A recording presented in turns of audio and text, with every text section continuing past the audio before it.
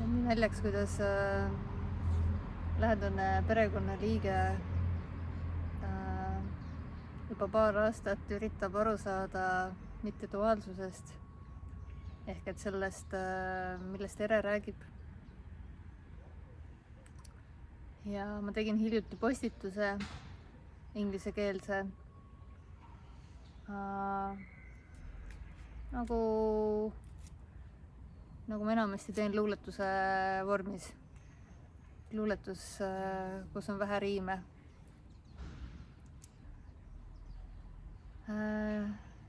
Aga on oma viis, oma rütm, oma vaba vool, kuidas iganes sõnadesse vormub see vormitu. See kõiksus ja mitte midagi, millest ma räägin. Ja seal postituses oli, et kallis, ära püüa seda mõista. Et seda ei saa mõista. See ei ole mõistmine ja see ei ole teadmine. See ei ole eraldi. Ja siis see lähedane perekonnaliige ütles, et no ma loen ja tõlgin, kuna ta ei oska inglise keelt. Tõlgin seda eesti keelde ja see vist tõlgib valesti, et ma ikka ei saa aru. Ja ma ütlen kogu aeg, ja ma olen kogu aeg öelnud, et sellest ei saagi aru saada, sellest see postitus oligi.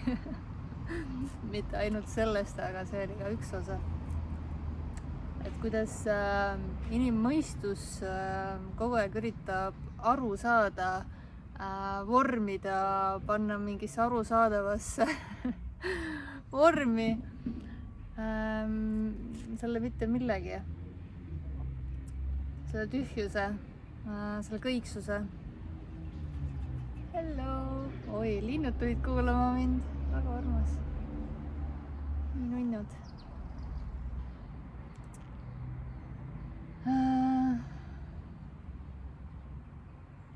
Aga teie ju ometigi saate aru. Ei, sellest ma räägingi. Sellest ei saa aru saada. Arusaamine on sellesama eraldatuse illusiooni osa, kus on eraldatus. On siis objekt ja subjekt. Keegi, kes saab millestki aru. Teadja on illusioon.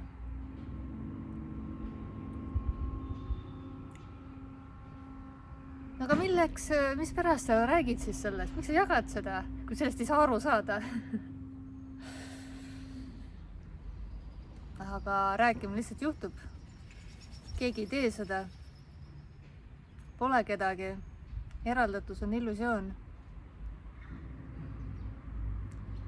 Kui see eraldatus illusioon juhtub, ehk et on kogemus minast kui eraldiseisvast, mis on illusoorne, mis tegelikult ei ole sellist asja nagu mina olemas. Et on kehad ja toimub rääkimine või toimub proov aru saada, ilma et keegi seda teeks. Kõik on see lihtsalt, mis juhtub.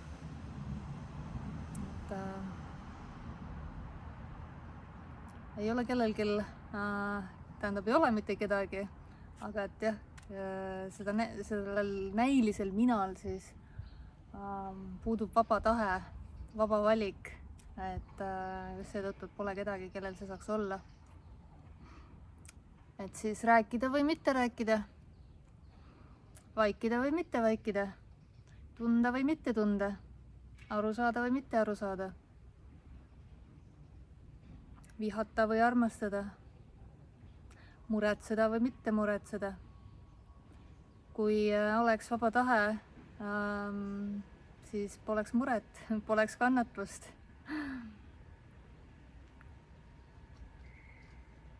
Et keegi ei vali ju muretseda ja kannatada. See on lihtsalt see, mis juhtub.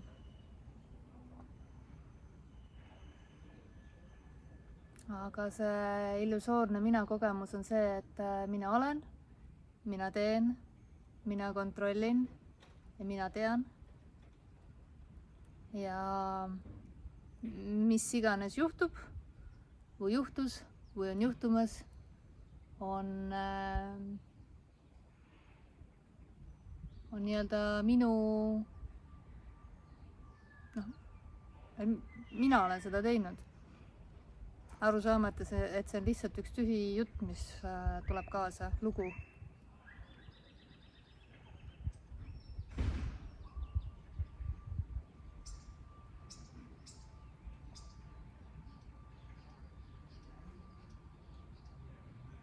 Et mis iganes juhtub elus, läheb halvasti, siis kirutakse ennast maapõhja või tuntakse ennast halvasti, ennast süüdi, kantakse seda süüd, sest ma tegin valesti või sest ma ütlesin valesti või sest ma mõtlesin valesti.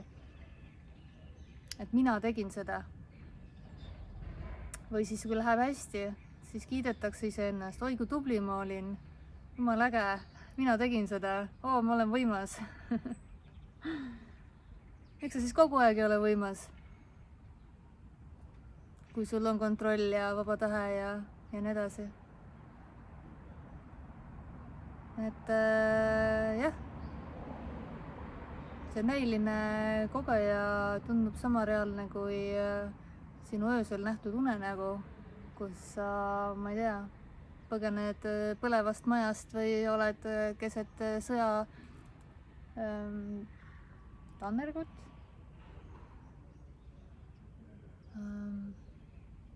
Järgmisel hetkel kuskil pallirannas ja nii edasi. Ja ei teki nagu küsimus, et oot, kuidas ma nüüd siia sain? See tundub nii reaalne. Ja see hirm ka unes tundub reaalne. Et keha aru ei saa, et see ei toimu päriselt. Keha väriseb või hakkab nutma või higistab öösel. Ja siis ehmatab ennast võib-olla ülesse.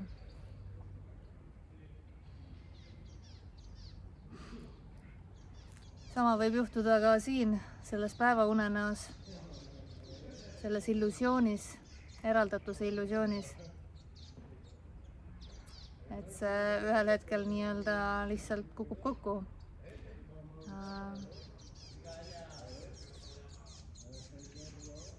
Sellel ei ole mitte mingit põhjust, sellel ei ole mitte mingit seost, miski ei vii selleni.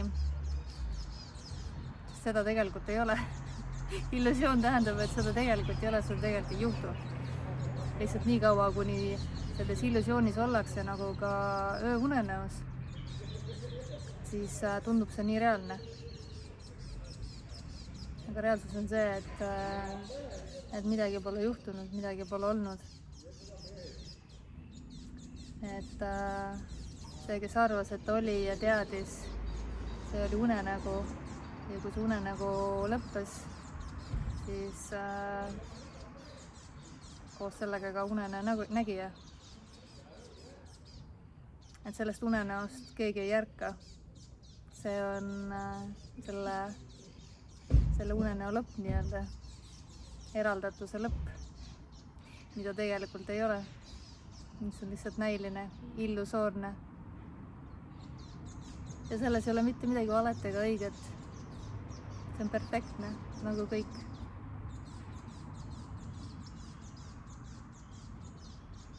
Linnud tulid sööma. Neid on nii palju seal. Muru peal söövad järjest. 1, 2, 3, 4, 5, 6, 7, 8, 9, 10, 11, 12, 13, 14, 15, 16.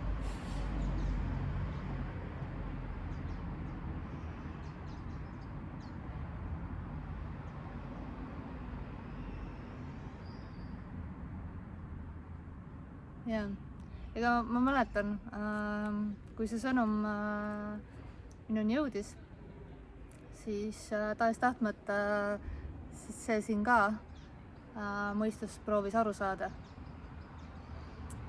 Aga väga kiiresti nii-öelda andis alla. Alistus. Suri. See näiline mina, see näiline teadja.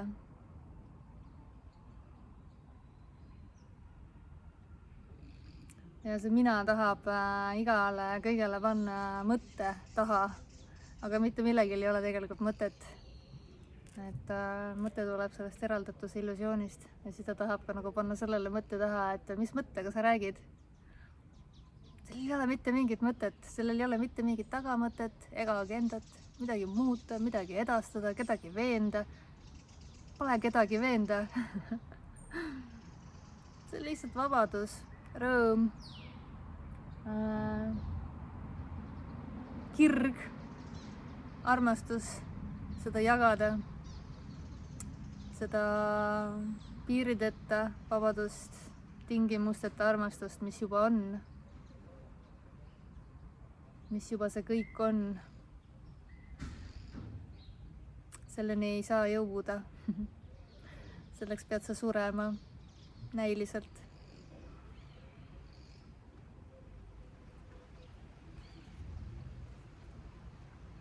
Ja kui see illusioon minast kokku kukub, siis pole mitte kedagi süüdistada. Ei saa iseenda peale isegi mitte pahaseks saada.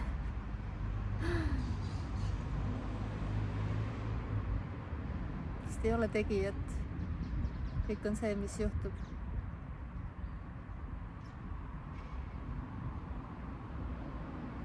Tühi täius ei kellegi jaoks. Perfektsus. Täpselt nii, nagu see on, sest midagi muud ei ole. Et ka meie mõistes siis mitteperfektsus on samamoodi perfektsus minu keeles. Mitte see idee või ideoloogia või kontseptsioon sõna perfektsus taga. Kui me kirjeldame midagi või räägime millestki selles kontekstis, millest ma räägin, sellel ei ole vastandit.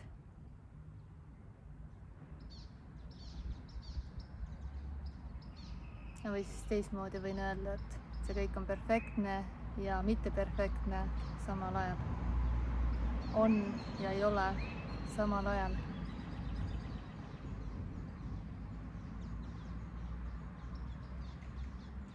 Ja mitte miski ei saa selleni viia, mis juba on. Aega pole olemas, see on ajatu. Ajatu tingimusteta olemine.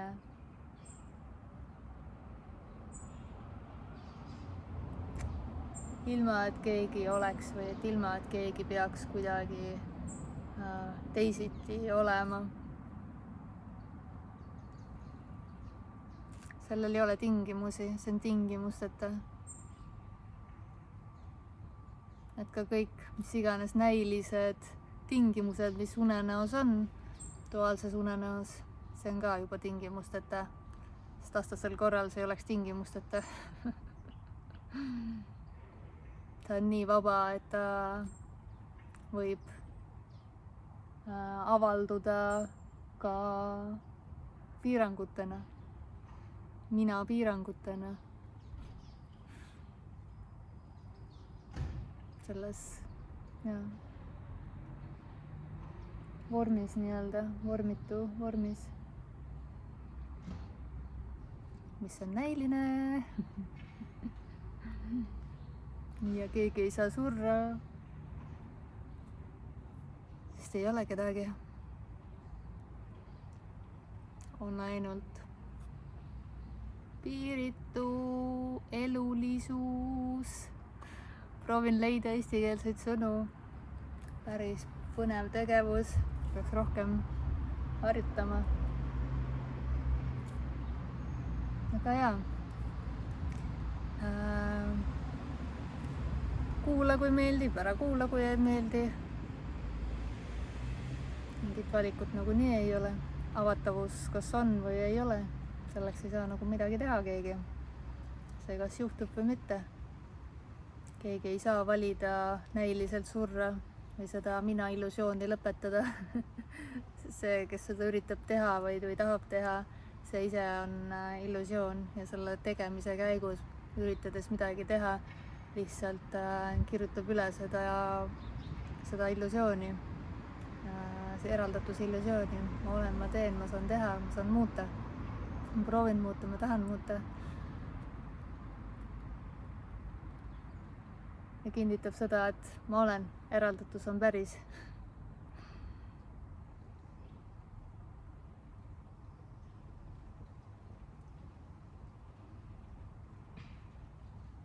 Aga see on unenägu. Eraldatus on illusioon.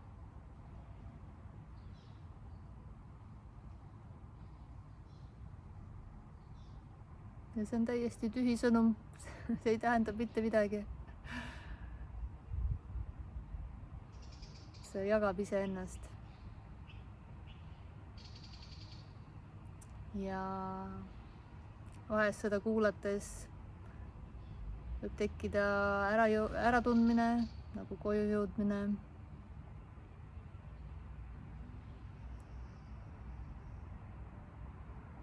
Ja võib-olla ka täiesti vastupidine reaktsioon, viha, kontraktsioon, mina läheb veel rohkem.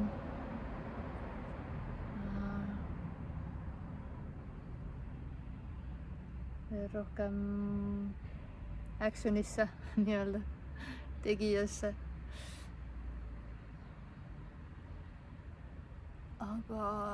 Aga see on lihtsalt see, mis juhtub.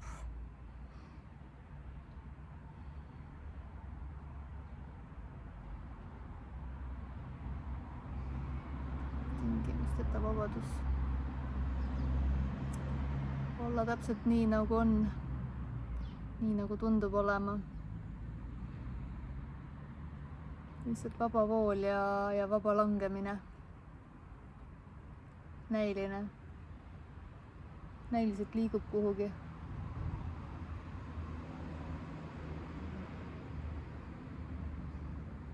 Samas mitte mingit liikumist ei toimu.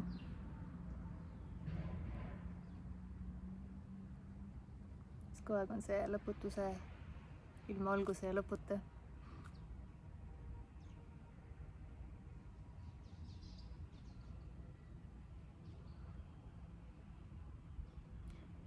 Nii äge loodus on siin ja nii ägedad lilled ja taimed ja tuuleiil tuleb, siis tuleb kuskilt mingi lillelõhn ja siis tuleb teiselt poolt tuuleiil ja teine lillelõhn. Nii imeline. Praegult just tuleb kuskilt.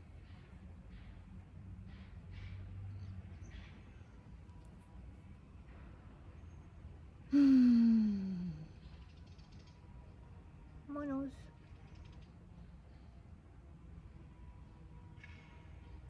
Nojah.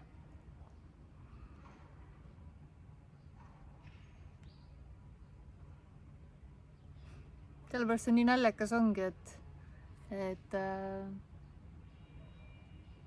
vahet ei ole mitu korda sa kuuled seda, et sellest ei ole võimalik aru saada, siis ikkagi meel üritab aru saada. Sul ei ole mitte mingisugust kontrolli.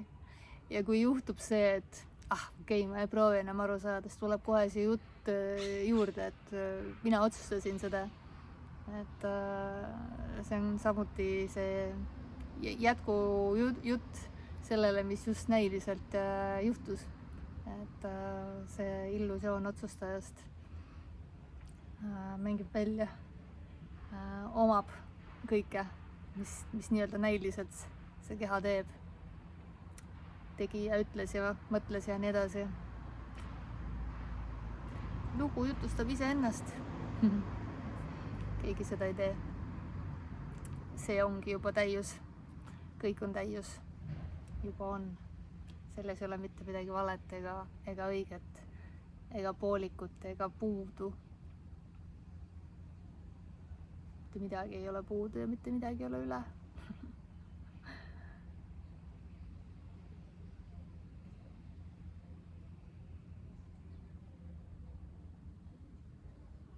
Ja, see kõik on lihtsalt süütu tühi mäng ja vahest saab naerma ja mõnikord ajab isegi nutma. Ja see on lihtsalt ilus. kuidas iganes see välja mängib.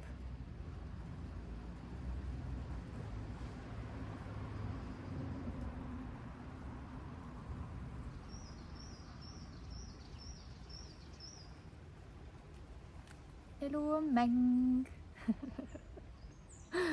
aga keegi ei mängi. Mängimine juhtub ja seda on nii vahva vaadata. aga olgu, see on sammud toa poole. Oli vahva jutustada iseendaga. Tšau.